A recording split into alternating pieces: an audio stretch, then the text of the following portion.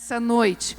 Nós estamos nos 40 dias que antecedem a Páscoa, começamos o jejum na última segunda-feira e hoje nós vamos, ou já estamos sendo ministrados, desde a primeira música. Você percebeu que já tinha um sentido de Páscoa na sua vida? Desde a primeira música Deus já está falando conosco. Pastor Josué até olhou para mim e disse: Genoveva, depois dessas músicas, eu acho que nem tem mais muito o que você falar. Falei: pois é, vamos lá e vamos colocar a cerejinha no bolo. Porque eu sei que o papai já começou a falar com você, amém? Olha para quem está do seu lado e diz: você é maravilhoso. Você é obra perfeita do Criador. Ele te criou perfeito. Amém? Você foi criado pelo Senhor e nessa noite eu sei que nós vamos compreender um pouco mais sobre a Páscoa. Este ano nós definimos como conselho que nós não faríamos o alto de Páscoa, aquele alto de Páscoa que é apresentado somente na semana da Páscoa. Nós vamos construir o alto de Páscoa durante as 6 próximas celebrações. Então você não pode faltar em nenhuma das celebrações, porque você vai estar recebendo toda a revelação que o Senhor tem se participar de todas as 6 celebrações. Eu quero agradecer ao Senhor pelo privilégio de poder ministrar esta série, porque se tem um assunto que eu amo é a Páscoa. E este tema que o Senhor nos deu este ano é maravilhoso. Você pode baixar agora a sua cabeça, fechar seus olhos e responder para o Senhor. Onde você está? Deus chegou ao jardim e procurou por Adão. Adão, onde estás? Onde você está? Onde Deus encontra você nessa noite? Ou onde você encontra Deus nessa noite, no contexto da sua vida? Isso também é para nós aquietarmos o nosso coração e nos desligarmos de tudo que pode estar tirando a nossa atenção e colocar o nosso pensamento agora no trono do Senhor. O papai quer falar contigo. Não se mova do seu lugar enquanto ele não terminar de falar. Se autodesafie a se conectar totalmente ao trono. Da sala do trono, o Senhor liberou uma bênção para a sua vida, uma bênção para a sua casa, uma bênção para a sua descendência. Em uma noite como esta, Deus muda o seu destino e Deus muda a sua história. Em uma noite como essa, se você decidir pegar tudo aquilo que está te inquietando e colocar diante do trono, você pode sair daqui, não somente mais leve, mais livre de toda preocupação e de toda ansiedade. Uma noite como essa, o Espírito Santo está tocando na sua vida. Se você deixar com que as coisas lá de fora não seja mais o teu foco e você focar naquilo que o Pai vai falar com você nessa noite. Espírito Santo, seja bem-vindo aqui. Espírito Santo, nós estamos com o nosso coração preparado para receber agora aquilo que o Senhor tem para entregar para nós. Até este momento, nós adoramos, celebramos, oramos, ofertamos. Nós nos alegramos com tudo o que foi feito aqui nesta noite. Mas agora nós queremos ouvir, papai, o que o Senhor tem para falar conosco. Por isso, Espírito Santo, que o Senhor encontre no nosso coração um terreno fértil e preparado para a tua palavra, em nome de Jesus. Bom, nós vamos estar caminhando então durante 6 semanas e, do contrário do que muitas pessoas pensam, a Páscoa para o cristão não é apenas um feriado no calendário.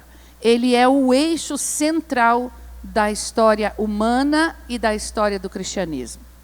Enquanto o Natal, o nascimento do Messias, traz a esperança do Deus que se fez homem, A Páscoa revela o Deus que deu sua vida para nos resgatar. Então, no Natal, Deus se faz homem, mas na Páscoa, Ele se entrega para que eu e você nos tornemos filhos de Deus. Você pode dizer, eu sou um filho amado de Deus? E isso só foi possível por conta da Páscoa. Esta série de 6 mensagens nos convida a percorrer este caminho do Cordeiro. Desde a promessa feita lá no jardim, quando o homem caiu, até a exaltação real e a glorificação de Jesus no trono da glória. Sabe, a redenção não foi um plano B, que o Senhor percebeu que o homem tocou na árvore, pegou o fruto, comeu, desobedeceu, e o Deus colocou a mão na cabeça e falou, e agora quem poderá me ajudar? E agora o que eu vou fazer? Não, a redenção não é um plano B, mas é uma promessa que atravessa a Bíblia de Gênesis e Apocalipse, que já estava preparado desde a eternidade. Então, muito mais importante, e sei que para nós cristãos, nós celebramos o Natal com muita pompa, com muita ênfase. Normalmente reunimos a família no Natal. Nem sempre nós conseguimos reunir a família na Páscoa. O comércio vai trabalhar constantemente para que a gente olhe para o Natal como a data mais importante do cristianismo. Mas a data mais importante do cristianismo é a Páscoa. Olha para o seu irmão e diz, é a Páscoa. E a Páscoa não tem a ver com chocolate, a Páscoa não tem a ver com coelho, a Páscoa não tem a ver com ovos, apesar de que todos nós gostamos de chocolate. Quem aqui gosta de chocolate? Quem não gosta de chocolate não é bom sujeito, gente, porque chocolate é maravilhoso, é muito bom. A questão é que nós deturpamos o sentido da Páscoa e muitas vezes nós diminuímos a Páscoa como compras de ovos e patinhas de coelhinhos para os nossos filhos na semana da Páscoa. Nós precisamos refletir, nós precisamos preparar o nosso coração nesses próximos dias para celebrar a máxima da Páscoa, que é a ressurreição. E não somente porque a Páscoa está se aproximando, mas é porque a Páscoa na nossa vida durante todo o ano. Amém? A Páscoa na nossa vida durante todo o ano. Vamos preparar o nosso coração, entender que a Páscoa é o próprio coração de Deus. E como eu disse, mais do que celebrarmos o nascimento em Belém, nós fomos chamados para celebrar a vitória no Calvário. Fala comigo, mais do que celebrar o nascimento em Belém, eu fui chamado para celebrar a vitória do Calvário. Nós vamos entrar hoje na primeira mensagem. E a primeira mensagem tem tudo a ver com o que os nossos atores tão extraordinários apresentaram nessa noite. Foi extraordinário ou não foi extraordinário? O Sérgio e a Karen foram extraordinários, né? O Cassiano aqui, no papel de Deus, o pastor Josué até falou, com este peso é fácil se mover sobre as águas. Eu quero ver se mover sobre as águas com o meu peso. Foi por isso, pastor Josué, que convidaram o Cassiano para ser Deus. Né? Porque para se mover sobre as águas ele tinha que ser mais leve. Mas nessa noite nós vamos começar lá do Gênesis, conforme foi a apresentação do nosso teatro. A promessa do Cordeiro. O Cordeiro já estava no Gênesis. O Cordeiro já estava no capítulo 3 de Gênesis. E eu quero caminhar com você neste entendimento nessa noite, nessa revelação nessa noite. E quero que você abra a palavra de Deus em Gênesis capítulo 3. Gênesis capítulo 3.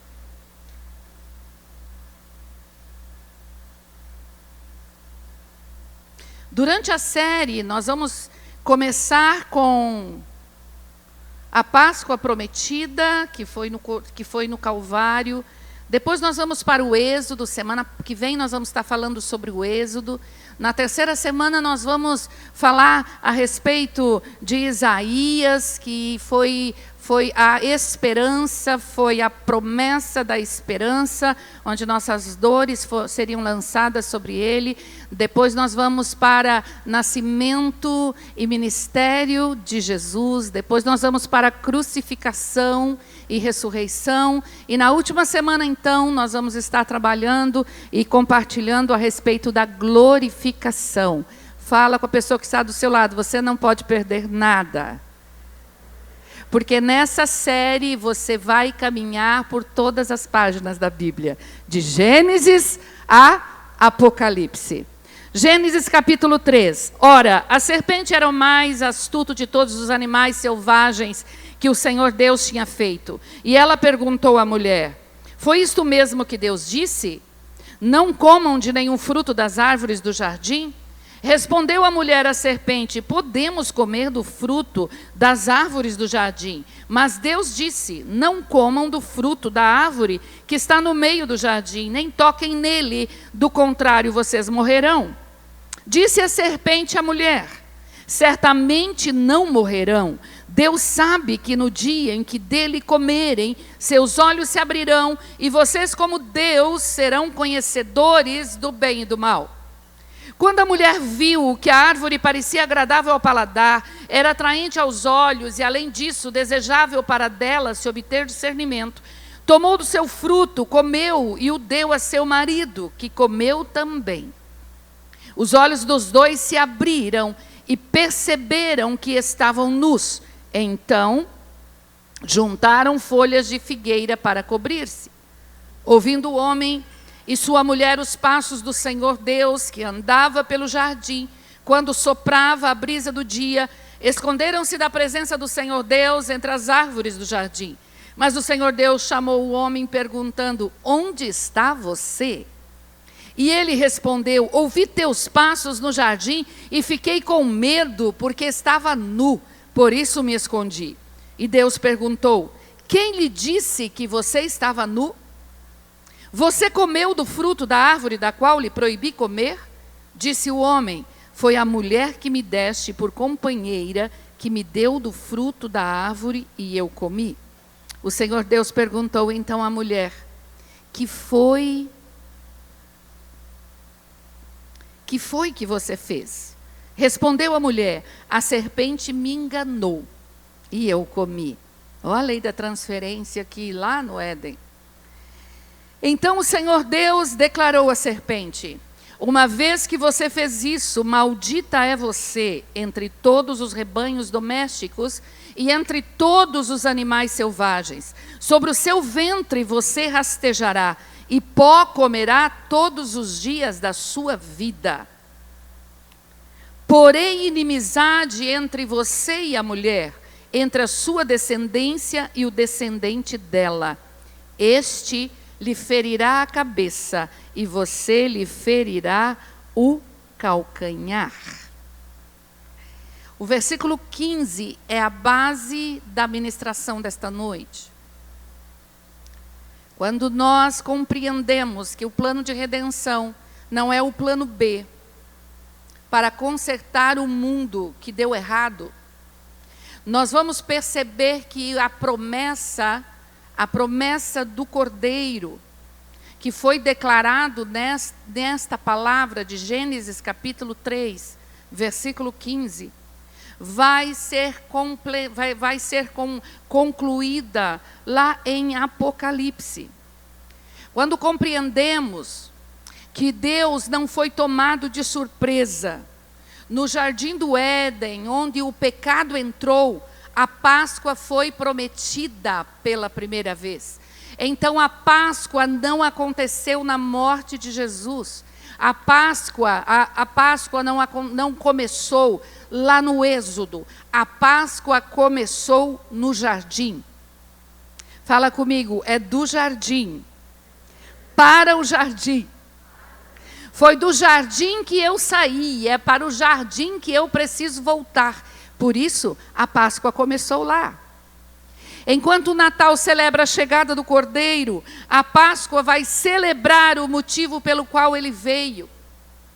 E o plano de redenção do homem já existe antes dele pecar. Vamos para Apocalipse capítulo 13, versículo 8.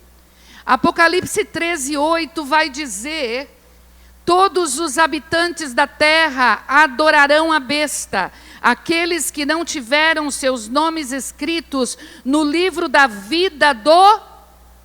No livro da vida do... Igreja, participa comigo, em nome de Jesus. No livro da vida do Cordeiro, que foi morto desde... há 2000 anos atrás?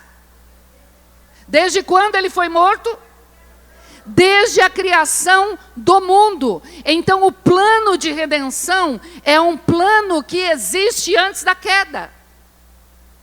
Deus já sabia que o homem ia cair, por isso ele já preparou o plano, Hamilton. Ele já estava preparado para esse plano. Porque Deus é um Deus onisciente. Deus é um Deus onipotente. Deus é um Deus onipresente. Para Ele não existe passado, presente, futuro. Para Ele tudo já aconteceu. Então a sua salvação já aconteceu, a sua cura já aconteceu, a prosperidade da sua família já aconteceu, o seu casamento já aconteceu, o nascimento dos seus filhos já aconteceu. Para Deus já está tudo pronto. Alguns creram. Outros ainda estão esperando acontecer para glorificar a Deus. Quando acontecer o milagre financeiro, então eu glorifico. Não, meu irmão, pode glorificar a Deus antes de acontecer o milagre financeiro, porque no plano eterno de Deus já aconteceu o teu milagre. E esta é a forma de você acessar as bênçãos do Senhor mais rapidamente.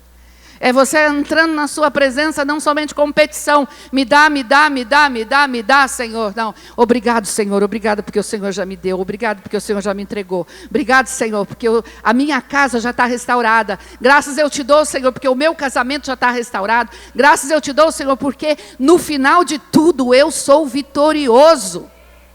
Amém? Então Apocalipse 13, 8 vem nos dar a convicção de que o Cordeiro foi morto desde a fundação do mundo. Nós vamos encontrar aqui em Gênesis capítulo 3, versículo 15, aquilo que os teólogos chamam de proto-evangelho. Não sei se você já ouviu este termo, mas você pode traduzir isso como o primeiro evangelho. Proto vem do grego primeiro, né? E evangelho, boas novas. Então, primeiras boas novas aconteceu em Gênesis capítulo 3, versículo 15. Lá no Novo Testamento, nós vamos encontrar em João capítulo 3, versículo 16, uma grande nova do Evangelho. Porque Deus amou o mundo de tal maneira que deu o seu Filho unigênito, para que todo aquele que nele crê não pereça, mas tenha vida eterna. E eu sei que quando você ouviu essa boa nova, você percebeu e diz: uau, então se eu creio em Jesus, eu vou ter vida eterna, vou ter meus pecados perdoados. Glória a Deus, então eu vou entregar meu coração para Jesus. E nessa noite você vai ter a oportunidade de entregar o seu coração para Jesus, se porventura você ainda não fez. Mas essa é a boa nova do Novo Testamento. Mas o proto-evangelho está lá em Gênesis capítulo 13, 3, versículo 15. É uma boa e nova mensagem. E não só boa e nova, mas ela é a primeira boas novas das Escrituras. A primeira boa nova.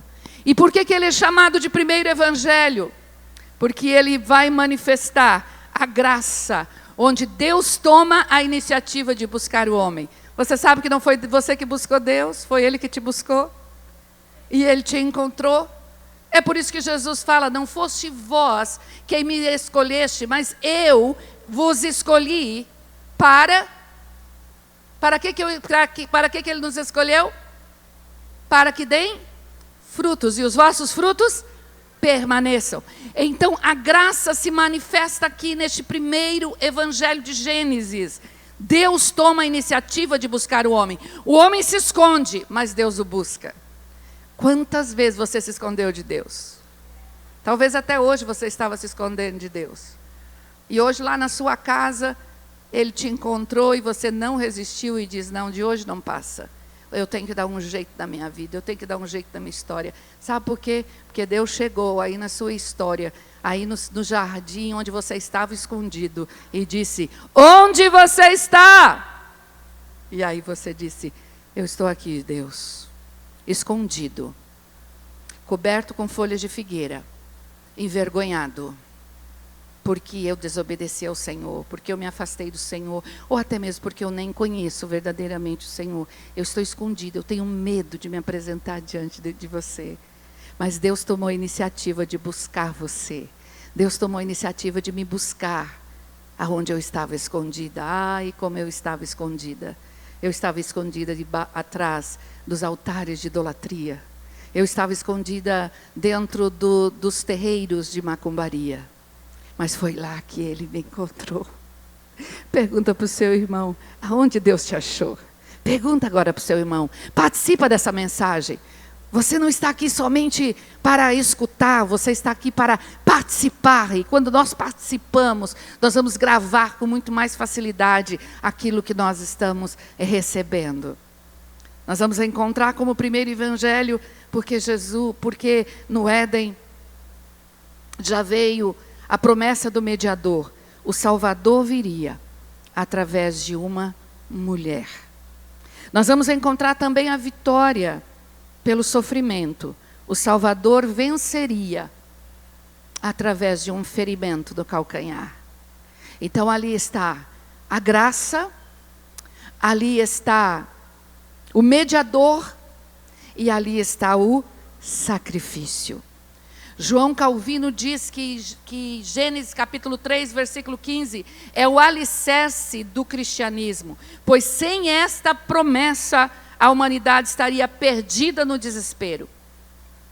Martinho Lutero chamava Gênesis 3, versículo 15, de a estrela da manhã que brilhou logo após a queda, apontando para o sol que nasceria para a humanidade no dia da ressurreição. Sem essa promessa, a minha história e a sua história seria um corredor escuro sem saída. As pessoas dizem, eu não estou vendo a luz no final do túnel, mas nós que encontramos Cristo, Ele é a luz que nos atraiu e agora nós não vivemos mais na escuridão. Por isso que a palavra de Deus diz que nós somos transportados do reino das trevas para o reino do seu Filho amado, em quem nós temos salvação. Você pode aplaudir o Senhor porque você não vive mais no escuro. Não, aplaude com intensidade. Você não vive mais no escuro.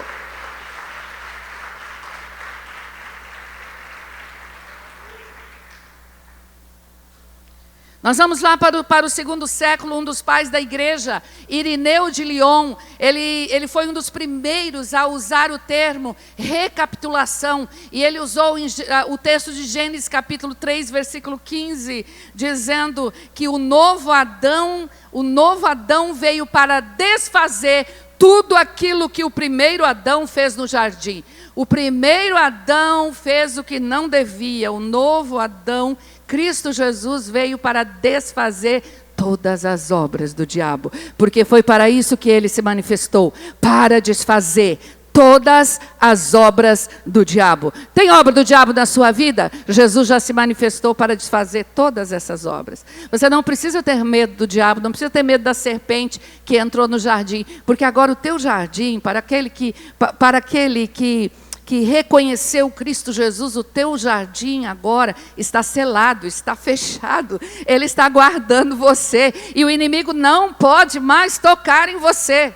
Cristão não precisa ter medo de trabalho de umbanda, de trabalho de macumba, de feitiçaria, de magia negra. Olha só a inveja lá do meu amigo de trabalho. Isso não cai sobre você, porque contra os filhos de Deus não cabe encantamento.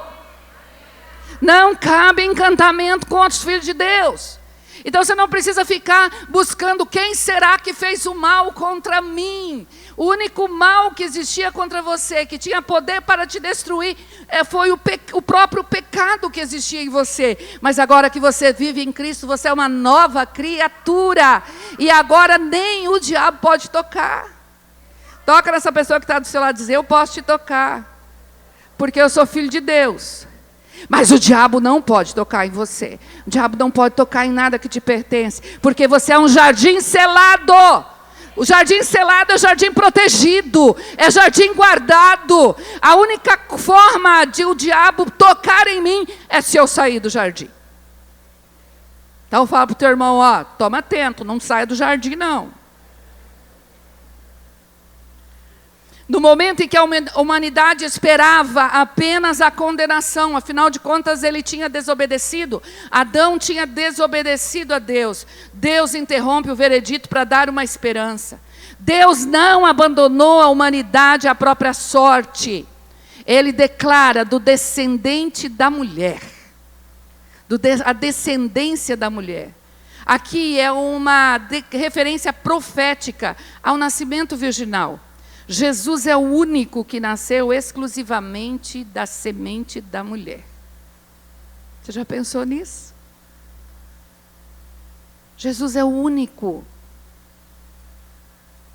que foi gerado, concebido pela semente do próprio Deus. O Espírito Santo cobriu Maria. E ao cobrir Maria, ela gerou. Também está dizendo que o calcanhar seria ferido, que a serpente feriria o calcanhar do Redentor. Isso fala do sofrimento da cruz, da crucificação, uma dor terrível, mas não foi fatal para o Messias. Não foi o final para o Messias. Na verdade, ali estava a consumação da nossa redenção. Por isso, quando nós olhamos para um quadro de Jesus sendo crucificado, a tendência do nosso coração, talvez até um tanto infantil, é ficar com pena de Jesus e dizer: coitadinho de Jesus, pobrezinho de Jesus, o que fizeram com meu Jesus? Não, ele não é pobrezinho, ele não é coitadinho, não fizeram nada contra ele. Ele mesmo se entregou. Ele mesmo, por amor, decidiu sofrer este ferimento. Porque ele se apresentou desde a eternidade e disse: Pai, eu vou. O homem caiu, mas eu estou para ser o segundo Adão. E eu sou perfeito, Pai. Então o Senhor me envia. O Senhor me envia, porque esse negócio vai dar bom, Deus.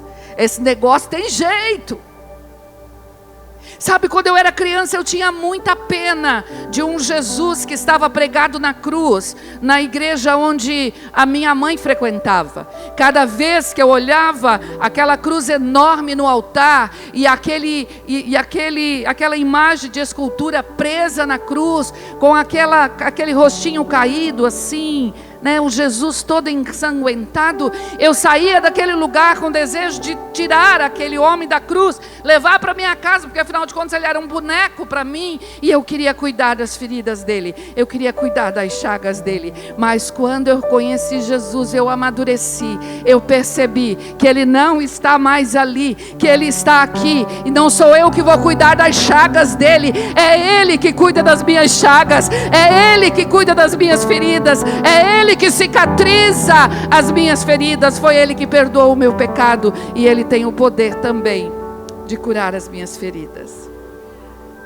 Gênesis capítulo 3, versículo 15 vai dizer que a cabeça da serpente será esmagada, que é a destruição definitiva de Satanás e do império da morte, que aconteceu no dia da ressurreição. Ali foi o grande golpe da eternidade na cabeça da serpente. Jesus pisou na cabeça da serpente. A Páscoa, portanto, nasceu no Éden. O cordeiro foi preparado no momento em que a humanidade se perdeu. Onde você se perdeu, o cordeiro já estava preparado para você. o cordeiro já estava preparado para se colocar no seu lugar e para fazer expiação dos seus pecados diante do Pai. Mas nós vamos olhar para Gênesis e nós vamos encontrar ali o conflito do homem. E este é o conflito que nós vivemos até os dias de hoje. Quando o homem caiu,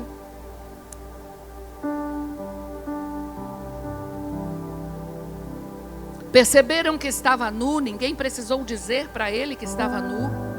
Mas essa nudez do homem não representa somente a nudez física. Na verdade, representa agora uma falta de cobertura espiritual. Representa agora uma falta de paternidade.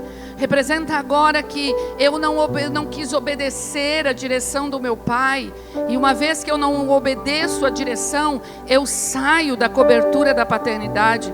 Então o homem vai procurar um jeito. E olha que este homem ele nem nasceu no Brasil, mas ele tentou dar um jeitinho brasileiro na coisa. Porque nós somos especialistas e expertos em buscar uma forma para tentar resolver os nossos problemas. E aqui nós vamos entrar em um ponto muito importante para a nossa história, para a nossa vida. A nossa vida de religião. A nossa vida que procura emplastos de figueira para cobrir a nossa nudez. Uma vez que o cordeiro foi prometido, e agora na consumação dos séculos, o cordeiro já declarou, está consumado lá na cruz.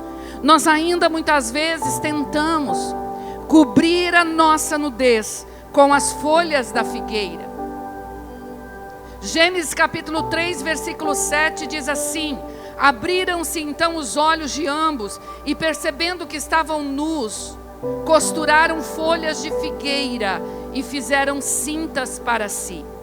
As folhas de figueira não foram escolhidas por Adão ao acaso.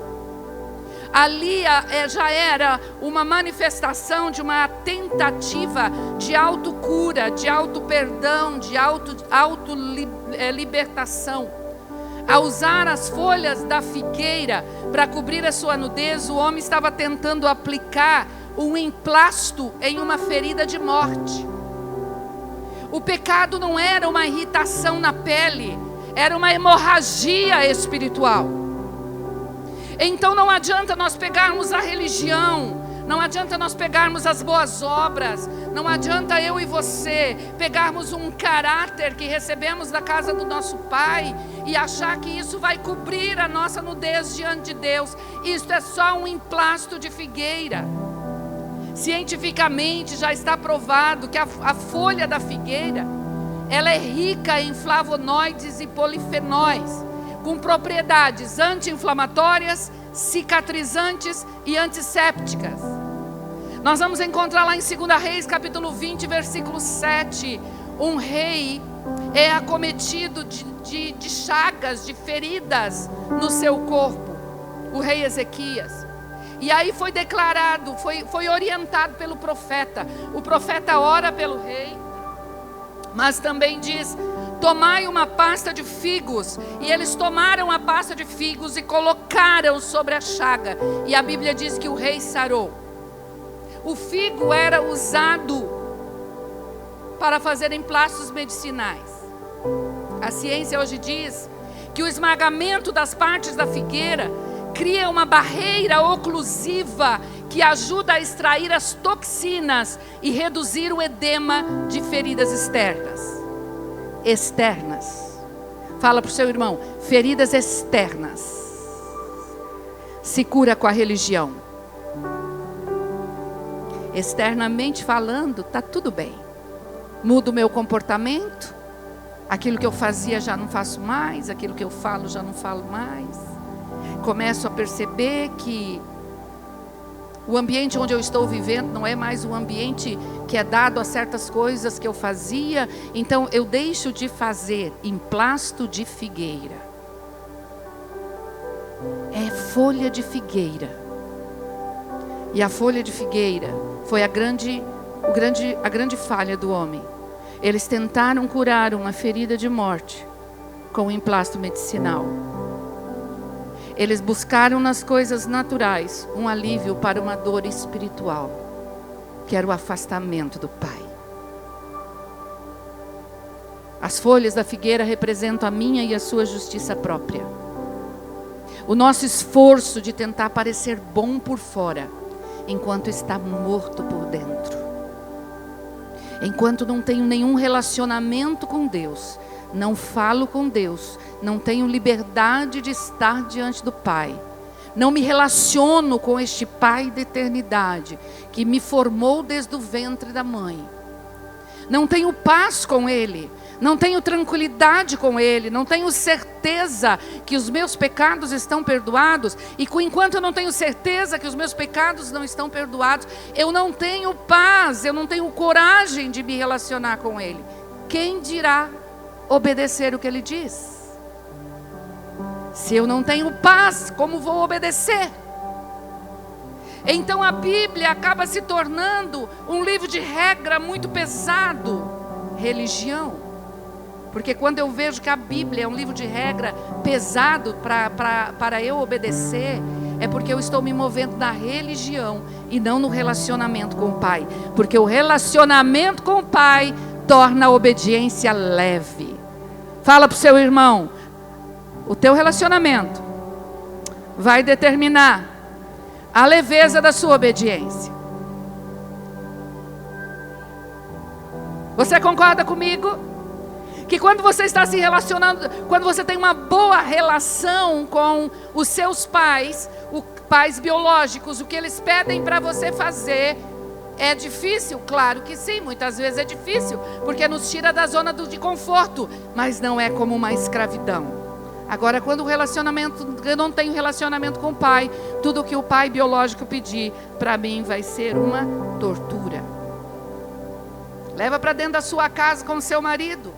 Se a tua aliança com o seu marido não estiver ajustada, alinhada, polida, e esse relacionamento não estiver bom, tudo que seu marido pedir, até para fritar um ovo fora de hora, vai ser um peso. É assim ou não é? Com Deus é a mesma coisa. As folhas de figueira representam o esforço humano, a religiosidade, as boas obras, que a gente tenta esconder. O pecado que está dentro de nós e que as folhas da figueira não conseguem remover. Aí aparece o primeiro estilista da história. O primeiro estilista da história. Gênesis capítulo 3, versículo 21 diz: fez o Senhor Deus vestimenta de peles para Adão, e sua mulher os vestiu. A roupa do nosso Adão aqui não estava muito estilosa, né? Até porque foi muito rápido o teatro. Mas Deus foi o primeiro estilista da história. Porque o nosso Deus é um Deus que veste a nudez do homem. Não expõe a nudez do homem. Amém? Deus não expõe a sua nudez diante das pessoas. Deus cobre a sua nudez diante das pessoas. Deus nunca vai se levantar para expor você. Se porventura em algum momento você foi exposto, não foi Deus quem fez, foi um homem que fez, foi uma mulher quem fez isso. Mas Deus nunca chama você para perto dele para expor você. Deus veste o homem. Deus assume o papel de criador e provedor. Ele rejeita aquelas folhas de figueira, eu penso que ele olha para Adão e fala assim: Adão, que roupa mais feia que você colocou, Adão. Daqui a pouco essas folhas de figueira vão secar e vão cair, Adão. Aí isso está aí, Genoveva capítulo 3, versículo 15. Mas Deus chega para Adão e diz: isso que você tem não serve, mas eu tenho algo que serve. Fala comigo, Deus sempre terá uma roupa que serve para mim. De acordo com o tamanho da sua necessidade, será a vestimenta que Deus tem para você. Seu pecado pode ser vermelho como carmesim, mas Ele vai tornar branco como a mais pura lã. Você pode se colocar de pé? Olha para quem está do seu lado, e você sabe que eu faço isso, é para você não dormir, irmão. Porque eu estou vendo alguns irmãos dormindo aqui. E eu sei que é o diabo que faz você dormir na mensagem, sabe por quê? Porque se você dormir na mensagem, você não recebe o que Deus tem para você. Aí você vai começar a tua semana de novo, com essa apatia espiritual. Então olha para o seu irmão e fala assim: Deus teria sacrificado o primeiro cordeiro no Éden? Pergunta para o teu irmão. Deus teria sacrificado o primeiro cordeiro no Éden? Conversa 1 minuto com o seu irmão. Era para perguntar, porque é para você conversar também. Será que Deus sacrificou um cordeiro lá no Éden? A parede não vai responder para você. Conversa com o seu irmão aí. É momento de interagir. É momento de interagir.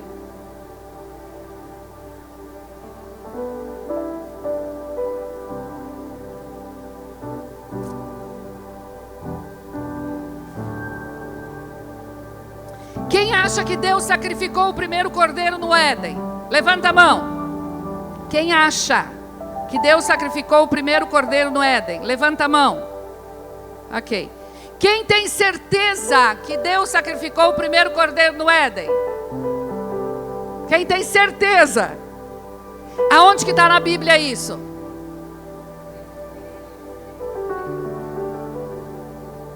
Aonde que está na Bíblia que Deus sacrificou, que o animal, que a pele do animal era de cordeiro? Não está. Então eu não posso afirmar com certeza, com firmeza, aquilo que a Bíblia não traz com certeza. Porém, nós vamos perceber durante toda a história bíblica que provavelmente tenha sido um cordeiro, sim.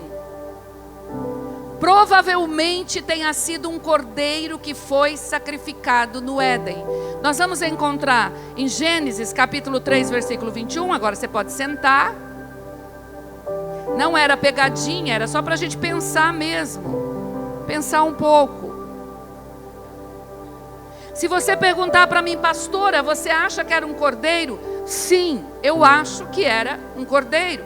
Mas eu não posso trazer aqui para você aquilo que a Bíblia não diz. Mas em 3:21 diz que o Senhor fez roupas de pele e com elas vestiu Adão e sua mulher. Para que ele tivesse túnicas de pele, um animal teve que morrer. Agora nós vamos ver um fato inédito aqui. O sangue foi derramado. Até aquele momento o homem vivia com uma dieta vegetariana. O homem não tinha recebido autorização do pai para matar animais, para sua alimentação. Aonde nós vamos encontrar isso? Gênesis capítulo 1, versículo 29 e 30 diz: Eis que vos tenho dado toda a erva que dá semente, e toda a árvore que dá fruto, servosão como mantimento. Então os vegetarianos aí, continuam na dieta vegetariana? Amém. Comer carne é pecado? Não é pecado comer carne. Por quê? Porque nós vamos ver que lá em Gênesis capítulo 9, versículo 3, depois do dilúvio, Deus traz essa permissão para que Moisés... só não é pecado como vai ter espetinho ali na frente hoje, gente. Não é pecado comer carne. Noé recebe a autorização pós-dilúvio para comer carne. E a partir do sacrifício no Éden, a partir do derramamento de sangue que foi feito no Éden, o homem continuou apresentando sacrifícios de animais diante de Deus. Nós vamos ver isso lá na oferta de Abel e de Caim. Abel apresentou dos frutos da terra e Caim apresentou um animal do seu rebanho. Então nós vamos ver nas escrituras agora Deus permitindo o homem comer a carne. Mas era plano eterno de Deus que o homem comesse carne? Não. Pastora, vamos nos tornar agora vegetarianos? Não, porque não podemos estabelecer uma doutrina naquilo que mesmo que os médicos dizem que é a melhor dieta, né? Não podemos estabelecer uma doutrina dizendo que é pecado comer carne.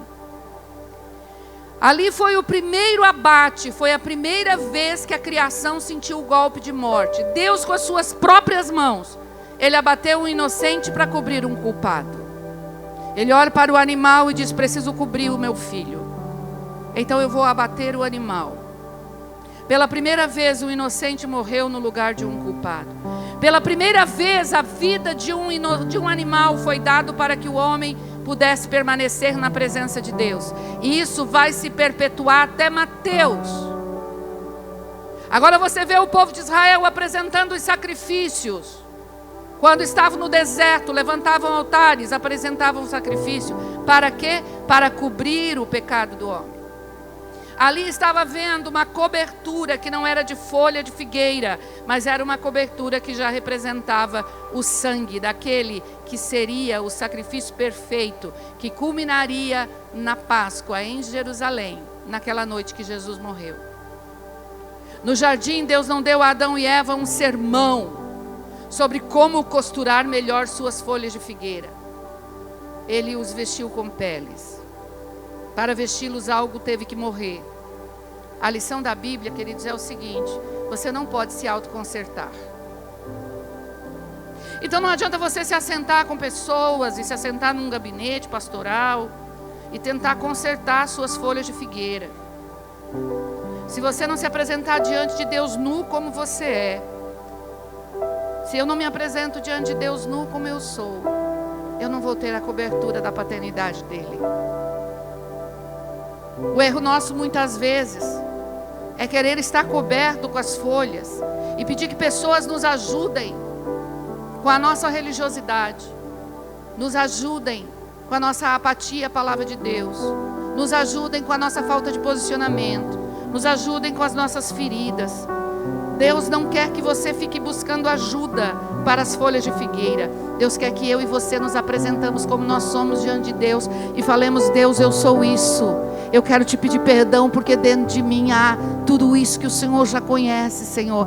Dentro de mim há imoralidade, há egoísmo, dentro de mim há ira, dentro de mim há facção, dentro de mim há idolatria. Tem misericórdia de mim, Senhor. Tem misericórdia de mim que sou o pecador. Perdoa o meu pecado. Se Adão tivesse feito isso, a história teria sido diferente.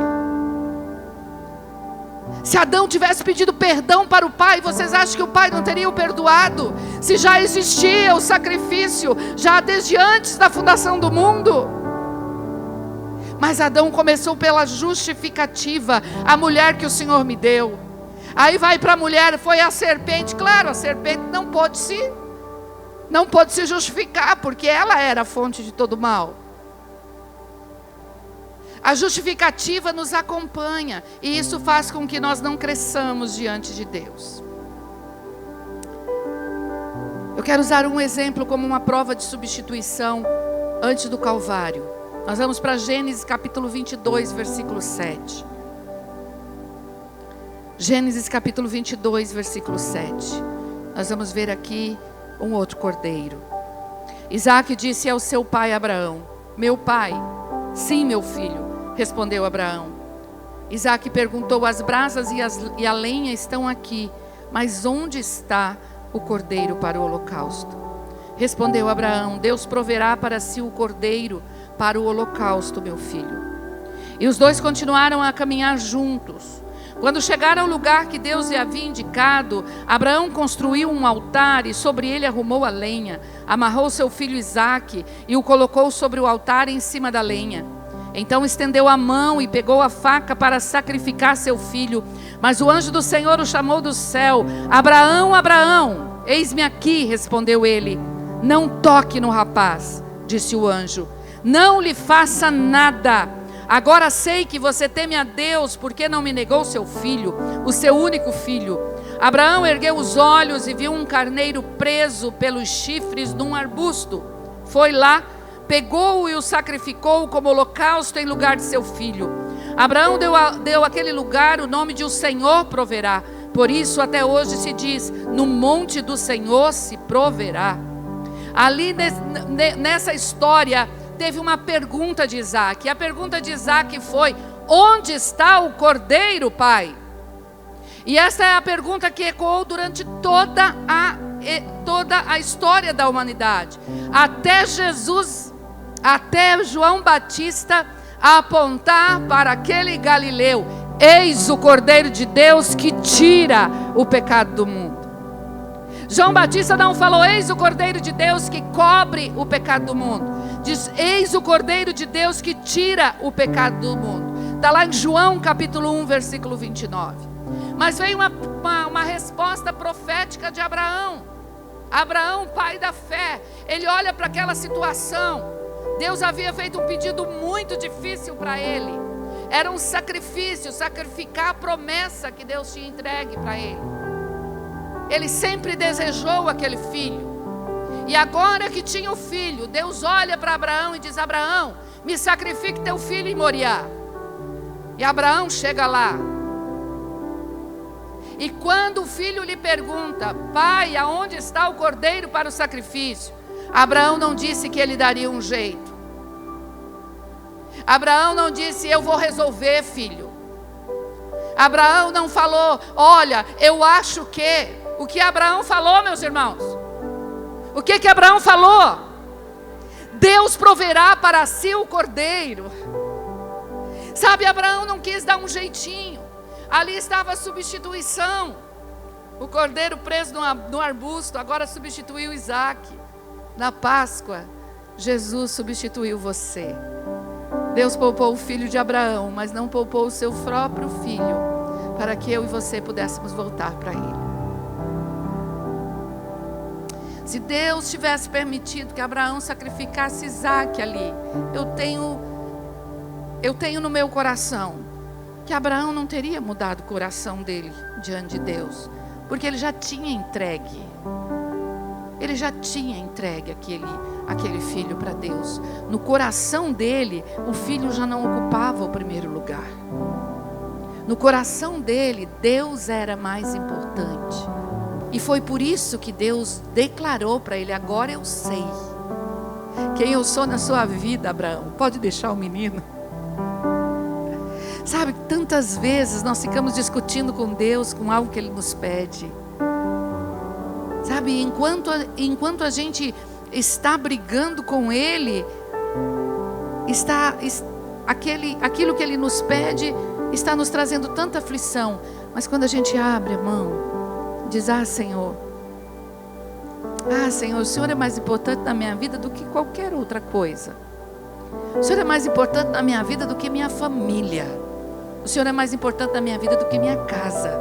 O Senhor é mais importante na minha vida do que a minha própria descendência. Porque Abraão ali estava abrindo mão da sua descendência. Abraão estava olhando para aquela promessa que Deus estava pedindo. E aí ele olha e diz assim: mas e os meus filhos? E quando que vai acontecer aquela promessa que o Senhor fez lá? Lembra, Senhor? Quero fazer para o Senhor lembrar. O Senhor falou que os meus descendentes encheriam a terra. Ele não discutiu com Deus. Olha para o teu irmão e diz: não discuta com Deus. Entrega logo no altar. Entrega logo. Você vai ficar em paz. E o que o Senhor fizer, Ele proverá. Na Páscoa, a justiça de Deus exige um sacrifício, mas o amor de Deus oferece o substituto. Vou falar de novo. A justiça de Deus exige um sacrifício, mas o amor de Deus oferece o substituto. Era necessário o derramamento de sangue para que eu e você pudéssemos ter perdão de pecados, mas Ele mesmo providenciou. Assim como proveu para Abraão, Ele proveu para você. Para quê? Para que eu e você pudéssemos alcançar o maior benefício, que é a reconciliação com Deus. Sabe? Romanos capítulo 3, do versículo 20 ao 26, diz assim: portanto, ninguém será declarado justo diante dele, baseando-se na obediência à lei, pois é mediante a lei que nos tornamos plenamente conscientes do pecado. Mas agora se manifestou uma justiça que provém de Deus, independente da lei, da qual testemunham a lei e os profetas. Justiça de Deus mediante a fé em Jesus Cristo, para todos os que creem. Não há distinção, pois todos pecaram e estão destituídos da glória de Deus, sendo justificados gratuitamente por sua graça, por meio da redenção que há em Cristo Jesus. Deus o ofereceu como sacrifício para propiciação mediante a fé, pelo seu sangue, demonstrando a sua justiça. Em sua tolerância, havia deixado impunes os pecados anteriormente cometidos, mas no presente, demonstrou a sua justiça, a fim de ser justo e justificador daquele que tem fé em Jesus. A Páscoa resolve o divórcio entre Deus e o homem. O maior benefício da morte de Cristo na cruz não é apenas o céu, mas é ter a presença de Deus devolvida para nós.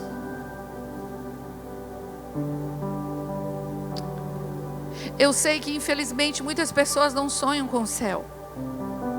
Muitas pessoas estão tão arraigadas, estão tão apegadas às coisas deste mundo, que não sonham com o céu.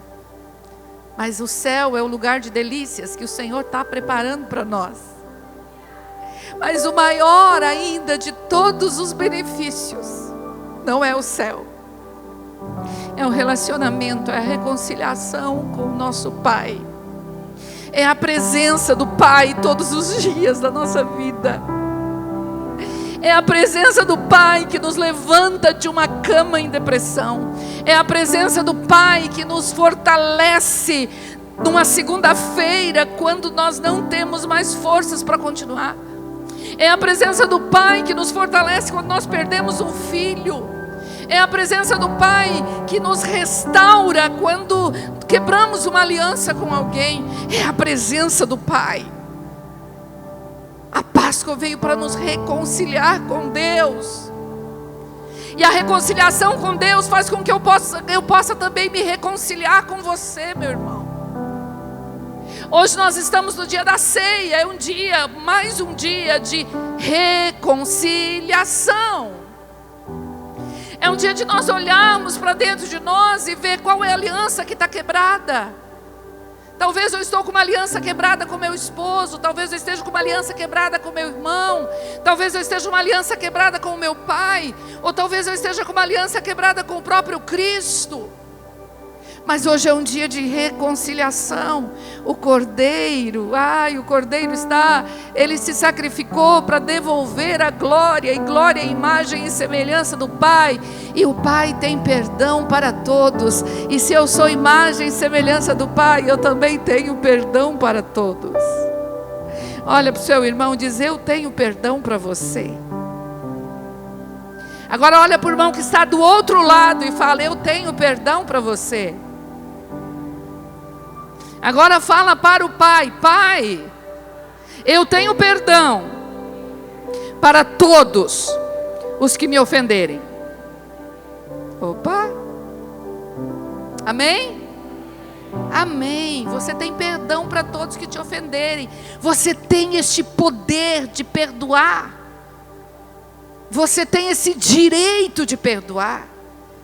Porque no reino de Deus não há dever, há direito. E nós temos o direito de perdoar e deixar os nossos ombros livres, a nossa vida leve, a nossa caminhada acelera quando nós perdoamos. O maior benefício é que a Páscoa resolveu o nosso divórcio com Deus, enquanto a folha da figueira moderna, que é o nosso bom comportamento, a nossa caridade. Mas eu dei oferta para fulano. Mas eu dou tantas cestas básicas. Mas eu fiz isso pela minha sogra. Mas eu fiz isso pelo meu sogro. Isso é trapo de imundícia, meu irmão, se não estiver baseado no sacrifício de Cristo na cruz do Calvário por você. Se torna atos de justiça a partir do momento que você reconhece a sua nudez diante de Deus e diz: Deus, eu preciso do Cordeiro para cobrir a minha nudez. Eu me arrependo dos meus pecados. Você pode se colocar de pé em nome de Jesus. Eu vou convidar o pastor Josué. Ele vai estar ministrando a ceia. A salvação é uma iniciativa divina. O Cordeiro foi provido, não foi produzido. Enquanto nós buscamos uma anestesia das nossas dores, Deus provê uma cura radical. Sabe, esse estilista chamado Deus, Ele não faz cintas, coberturas parciais da nossa vida, mas Ele faz túnica. E tem uma túnica aqui para você. Tem uma túnica de perdão para você nessa noite. Eu quero te convidar a você colocar a mão no seu coração agora. Que bom ter você conosco até aqui. Nós somos a Igreja da Família Ceifa, uma casa centrada na Palavra de Deus e na família. Acredito que essa mensagem tocou o seu coração. Então agora quero te desafiar a dar passos de fé. E o primeiro passo é arrependa-se, entregue a sua vida ao Senhor Jesus, para que Ele seja o seu Senhor e o seu Salvador. E comece uma nova jornada, uma novidade de vida com Ele, seguindo seus princípios. Se você por algum motivo, esse é o segundo desafio, se afastou dos caminhos do Senhor, volte, esse é meu convite. Aqui você tem uma casa, uma família, uma igreja de braços abertos para te receber e para você pertencer. E por fim, tão importante decida pelo batismo nas águas. É a sua decisão pública de fé. Isso é muito, muito pessoal. Jesus disse, aquele que crer e for batizado, esse será salvo. Se você disse sim para algum desses passos, algum desses desafios, fale com um dos nossos pastores, chame-nos no chat ou escaneie o QR Code que está na tela e siga conectado online. Nós temos conteúdos semanais no YouTube, no Instagram e no nosso aplicativo. Igreja da Família Ceifa, uma igreja para você pertencer. Que Deus te abençoe sempre.